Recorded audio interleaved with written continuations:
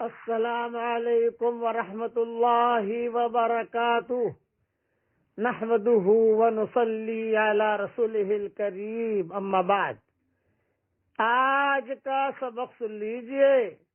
آج کے سبق کی سرخی ہے پیارے اللہ سے محبت کیجئے۔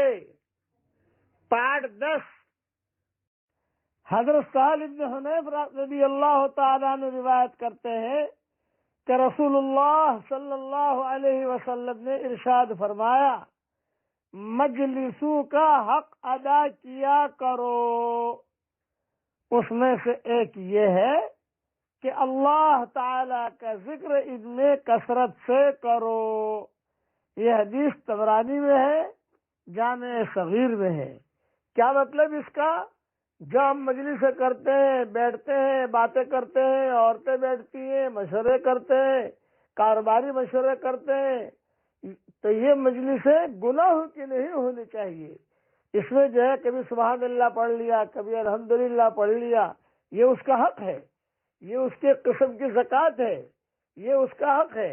اس لیے مجلسوں کو حضور صلی اللہ علیہ وسلم نے فرمایا مجلسوں کا حق ادا کیا کرو، یعنی اللہ تعالیٰ کے ذکر ان میں کثرت سے کرو۔ اچھا، یاد دلانے کی ترتیب کیا؟ بیٹھے ہوئے ہیں، غیبتیں ہو رہی ہیں اور ادھر ادھر کی دنیا بھر کی باتیں ہو رہی ہیں، تو کم سے کم ایک مرد یا ایک عورت کہہ دے سبحان اللہ، الحمدللہ، لا الہ الا اللہ، واللہ اکبر۔ کبھی درود شریف پڑھ لیا، جزا اللہ عنا محمد صلی اللہ علیہ وسلم بما هو اہلہ، تو سارے کے سارے چوکنا ہو جاتے ہیں۔ ہاں بھی اللہ کا نام لیا کرو تاکہ وہ مجلس ہم پر حسرت نہ بنے حشر کا میدان میں۔ اب پڑھیے میرے ساتھ، اللہ کا یاد کر لیجئے، پیارے اللہ سے دوستی کیجئے۔ پڑھیے میرے ساتھ، اللہم ارزقنی طیبا واستعملنی صالحا۔ اے میرے پیارے اللہ، مجھے پاک صاف روزی کھلا اور مجھے اپنے کاموں کے لیے استعمال فرما۔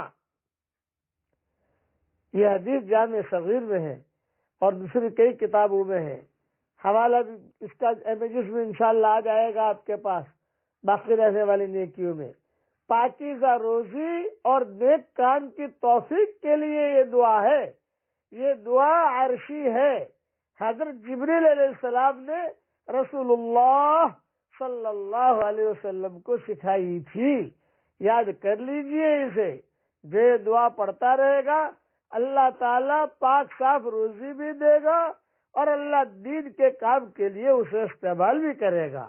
اللہ تعالیٰ سے دوستی کیجئے، پیارے اللہ سے دوستی کیجئے، سب کچھ ملے گا انشاءاللہ۔